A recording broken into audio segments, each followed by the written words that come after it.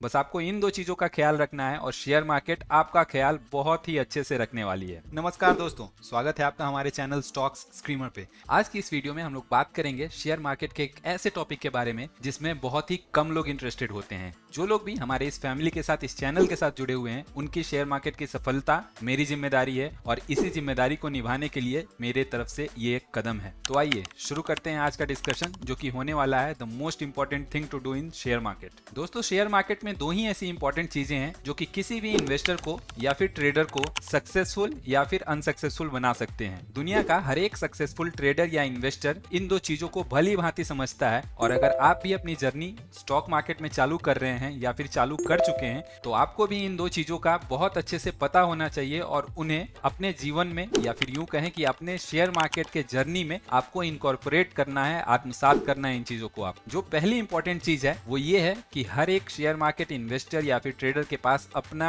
एक set of rules होना चाहिए। ये रूल्स कहीं से कॉपीड नहीं होने चाहिए, आपको खुद ही डेवलप करने हैं इन रूल्स को। आप इस वीडियो के अंत तक जुड़े रहिए हमारे साथ और मैं आपकी मदद करूंगा आपके लिए ये रूल्स डेवलप करने में। और जो दूसरी इंपॉर्टेंट चीज है वो ये है कि इन रूल्स को रिलीजियसली फॉलो किया जाए। बस आपको इन दो चीजों का ख्याल रखना है और शेयर मार्केट आपका ख्याल बहुत ही अच्छे से रखने वाली है। तो आइए डिस्कस करते हैं कि ये रूल्स एक्चुअली में हैं क्या और आप अपने लिए कैसे डेवलप करें इन रूल्स को। इस वीडियो में हम लोग बात करने वाले हैं 7 रूल्स के बारे में जो कि मैं फॉलो करता हूं अपने शेयर मार्केट के जर्नी में। और मेरी आप सबसे गुजारिश है कि आप अपने हाथ में एक पेन और पेपर लेके बैठें, ताकि ये 10-12 मिनट का जो वीडियो है इसके खत्म होने से पहले ही आपके पास भी वो सेट ऑफ रूल्स हों जिनको यूज करते हुए आप भी अपने शेयर मार्केट की जर्नी को प्रॉफिटेबल और सेटिस्फाइंग बना सकें। इन रूल्स को आप बहुत ही अच्छे तरीके से समझ पाएं, इसके लिए मैंने इन 7 रूल्स को स्ट्रक्चर कर दिया है एक ऐसे तरीके में जो कि फॉलो करता है स्टॉक मार्केट के बेसिक प्रिंसिपल को, या फिर यूं कहें कि स्टॉक सिलेक्शन से लेके स्टॉक को कब तक होल्ड करना है या किन प्रॉफिट के लेवल्स पे स्टॉक में से एग्जिट लेना है, ये सारे स्टेप्स हम लोग कवर करेंगे इन रूल्स के जरिए। और इस वीडियो के अंत तक आपने भी अपने लिए उन सभी रूल्स को बना लिया रहेगा जो आपको शेयर मार्केट में सक्सेस दिलाएंगे। हमारा पहला रूल होने वाला है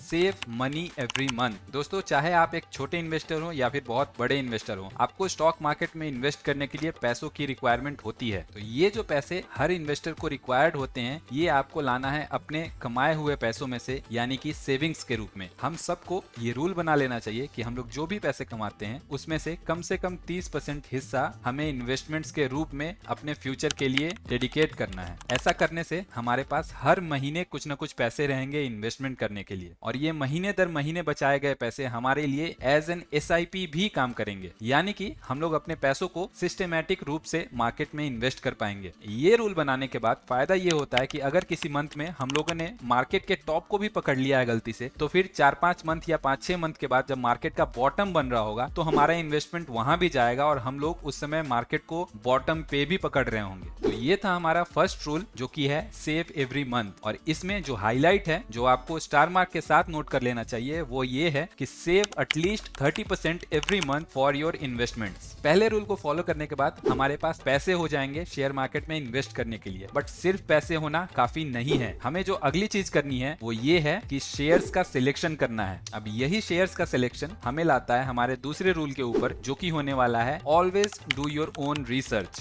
जी हाँ दोस्तों, हम सभी को अपना रिसर्च खुद ही करना चाहिए। हमें जरूर लोगों को फॉलो करना चाहिए, उनसे उनके एक्सपीरियंसेस सीखने चाहिए, क्योंकि उसी एक्सपीरियंस से हम ये अंदाजा लगा पाते हैं कि शेयर मार्केट में ऑपरेट करने का बेस्ट प्रोसीजर क्या हो सकता है। बट जब बात आती है फाइनल इन्वेस्टमेंट की, तो हमें रिलाई करना चाहिए हमारे रिसर्च के ऊपर। हमारे खुद के रिसर्च के बाद जो शेयर्स या फिर जो अपॉर्चुनिटीज हम लोग ढूंढ के निकालते हैं, उन्हें प्रॉफिट में या फिर लॉस में होल्ड करने के लिए हमारे अंदर टेम्परामेंट तभी डेवलप होता है जब ये रिसर्च हमारा खुद का किया हो। दूसरे के बताए पे काम करने से नुकसान ये है कि हमारे अंदर वो कॉन्फिडेंस नहीं होता है जिसको यूज करके हम लोग प्रॉफिट्स या फिर लॉसेस को होल्ड कर सके। ये सिचुएशन हमसे अक्सर गलतियां करवाती है और हमें नुकसान झेलना पड़ता है। और जैसा कि हमने पहले स्टेप में बात की थी कि हमें एवरी मंथ कुछ ना कुछ सेव करना है, तो हमारे पास हर महीने के अंत में 1 या 2 शेयर्स में इन्वेस्ट करने के पैसे रहेंगे। अब अगर हम लोग महीने भर का टाइम इस रिसर्च के ऊपर देंगे कि हमें महीने के अंत में किन शेयर्स में या किस शेयर में इन्वेस्ट करना है, तो 1 महीने का रिसर्च हमारे लिए बहुत अच्छी अपॉर्चुनिटीज को निकाल के लाएगा। अगर कोई इंसान सिर्फ इन 2 रूल्स को भी बहुत ही रिलीजियसली फॉलो करे और अच्छे से एग्जीक्यूट करे तो फिर मेरी गारंटी है कि स्टॉक मार्केट में उस इंसान को सक्सेसफुल होने से कोई रोक नहीं सकता।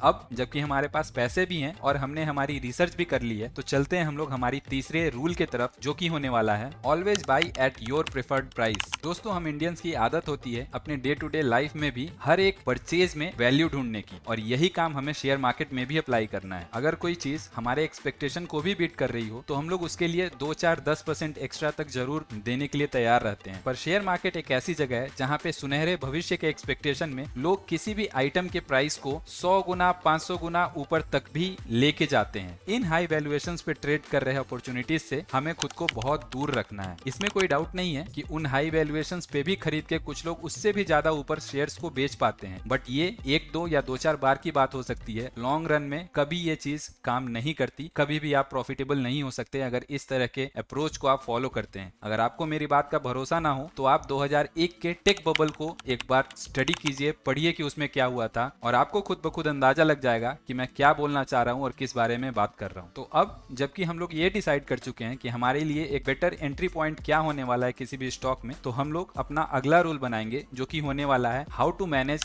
Your risk. जो पहला रिस्क होता है वो होता है मॉनेटरी रिस्क, यानी कि जो क्वेश्चन हमें खुद से पूछना है वो ये है कि how much am I prepared to lose. और जो दूसरे टाइप का रिस्क होता है वो होता है टाइम बेस्ड रिस्क। तो इसे जानने के लिए हमें अगेन खुद से पूछना है that how long can I wait, यानी कि किसी भी इन्वेस्टमेंट में एंटर करने से पहले ही 2 चीजें हमारे सामने क्लियर होनी चाहिए कि हम लोग इस इन्वेस्टमेंट में मैक्सिमम कितने पैसे लूज कर सकते हैं या फिर मैक्सिमम कितना % ऑफ अपना कैपिटल लूज कर सकते हैं। और जो दूसरी चीज हमारे सामने क्लियर होनी चाहिए वो ये है कि इस इन्वेस्टमेंट में मैक्सिमम हम लोग किस टाइम पीरियड के लिए रुक सकते हैं, यानी कि पर्टिकुलर इन्वेस्टमेंट में हमारे फंड्स कितने दिनों तक या कितने सालों तक बंधे रह सकते हैं। तो अगर आप मुझसे पूछेंगे तो मैं फॉलो करता हूँ 3 and 3 का रूल, यानी कि मैं अपने किसी भी इन्वेस्टमेंट में जो मैक्सिमम अमाउंट एलोकेट करता हूँ वो होता है मेरे कैपिटल का 3%, और जो टाइम पीरियड मैं अपने लिए फिक्स करता हूँ वो होता है 3 इयर्स का। मैं किसी भी इन्वेस्टमेंट में वैसे ही पैसे इन्वेस्ट करता हूँ जो कि मुझे अगले 3 सालों तक रिक्वायर्ड नहीं होते हैं। ऐसा करने से मुझे मेरे इन्वेस्टमेंट्स के लिए राइट अपॉर्चुनिटी पे एग्जिट का मौका मिलता है, और जो प्लान मैंने किया रहता है इस इन्वेस्टमेंट के लिए वो मैं अचीव करके ही मार्केट से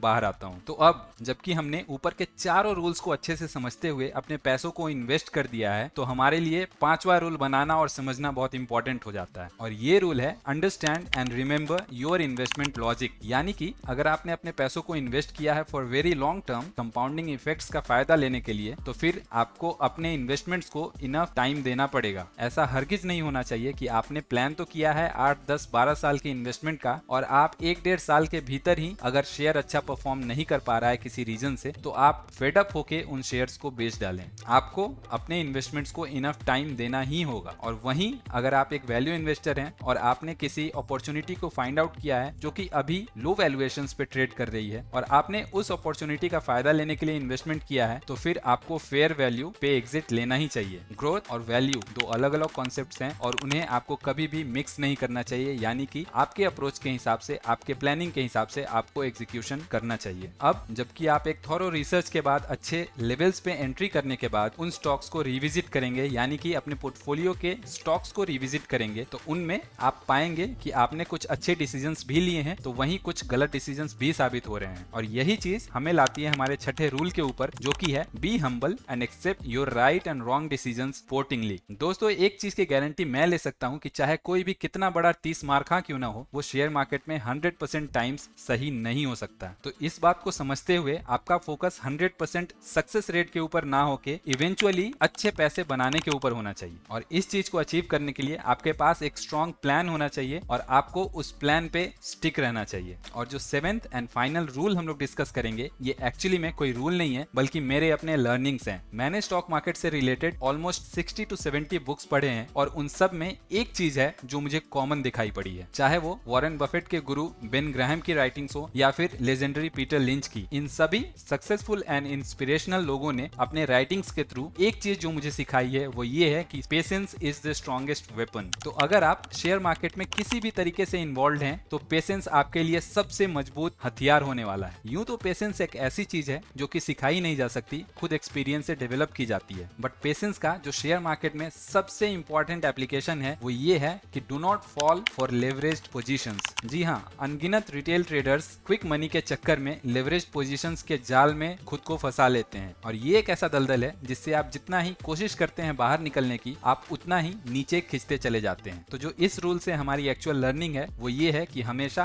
अपने पैसों पे ट्रेड करें, कभी भी उधार के पैसों पे ट्रेड ना करें और बिना प्रॉपर नॉलेज के कभी भी फ्यूचर्स एंड ऑप्शंस यानी कि लेवरेज्ड पोजीशंस को ना लें। कुछ लोग जरूर होते हैं जो कि फ्यूचर्स एंड ऑप्शंस को करके बहुत सक्सेसफुल हुए हैं, बट वो लोग बहुत कम है और उनके पीछे सालों की कड़ी मेहनत और एक्सपीरियंस छुपा होता है। बहुत सारे लोग बिना प्रॉपर नॉलेज के ऑप्शंस को ट्रेड करते हैं और नुकसान के समय में दोष अपने किस्मत को देते हैं। और क्योंकि आप इस चैनल के साथ जुड़े हैं, मेरे साथ जुड़े हैं, तो मेरी रिस्पॉन्सिबिलिटी है कि आपको मैं हमेशा याद दिलाऊं कि क्या सही है और क्या गलत है स्टॉक मार्केट में और किस तरीके से आप अपने आप को सक्सेसफुल बना सकते हैं। तो ये थे दोस्तों सारे रूल्स जो मैं अपने इन्वेस्टमेंट्स के टाइम पे फॉलो करता हूं और बहुत ही रिलीजियसली फॉलो करता हूं। आशा है कि आपने भी अपने लिए ये लिस्ट तैयार कर ली होगी और इस लिस्ट में आप अपने हिसाब से थोड़ा सा ऑल्टरेशन भी करेंगे और अपने लिए तैयार करेंगे एक ऐसी लिस्ट जिसे आप हर बार फॉलो करेंगे। यही लिस्ट आपको दिलाएगी स्टॉक मार्केट में सक्सेस। अगर आपको यह वीडियो पसंद आई हो तो मुझे थैंक यू बोलने के लिए वीडियो को एक लाइक जरूर दें और अपने दोस्तों के साथ शेयर भी करें। अगर आपने चैनल को सब्सक्राइब नहीं किया है तो ऐसे ही यूजफुल कंटेंट्स के लिए चैनल को जरूर सब्सक्राइब करें। मिलते हैं अगले वीडियो में। जय हिंद।